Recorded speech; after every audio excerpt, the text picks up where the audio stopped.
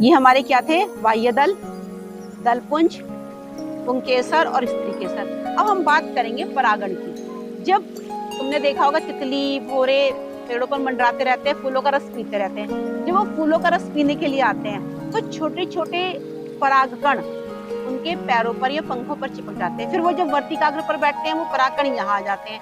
यानी कि परागकण का पराग कोश से जो ऊपर छोटा छोटा बना है ना, ये देख पा रहे हैं सब लोग? इससे देखो लेंस से, ये परागकण है, इसके अंदर छोटे पाउडर जैसे बारीक बारीक। यहाँ से परागकण निकलकर यहाँ इसके ऊपर वर्तिकाग्र के ऊपर गर्दन पर बैठते हैं। जब ये ऊपर यहाँ से यहाँ आना या यहाँ से किसी दूसरे पुष्प पर जाना, ये हमारा परागण कहलाता है। ये परागण हवा के द्वारा भी हो सकता है, हवा चली तो परागकण निकल के यहाँ गिर गए। जल द्वारा भी होता है, जल के किनारे पे जो पेड़ हैं नदियों के किनारे या समुद्र के किनारे, वो पानी के द्वारा होता है। और मनुष्य के द्वारा भी होता है ये परागण। तो यहाँ परागकोश से परागकण निकलकर वर्तिकाग्र तक पहुंचना परागण कहलाता है। अपने ही पुष्प के परागकोश से वर्तिकाग्र तक पहुंचे स्वपरागण।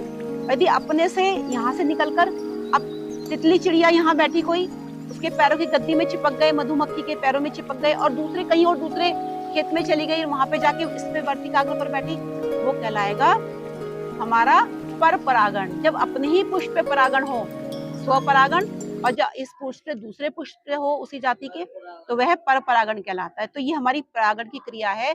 जब तुम देखते हो कि बहुत सारे भौरे, कीट पतंगे, मधुमक्खी फूलों पे मंडरा रहे हैं, तो वो समझ लो हमारे परागण में सहायता कर रहे हैं।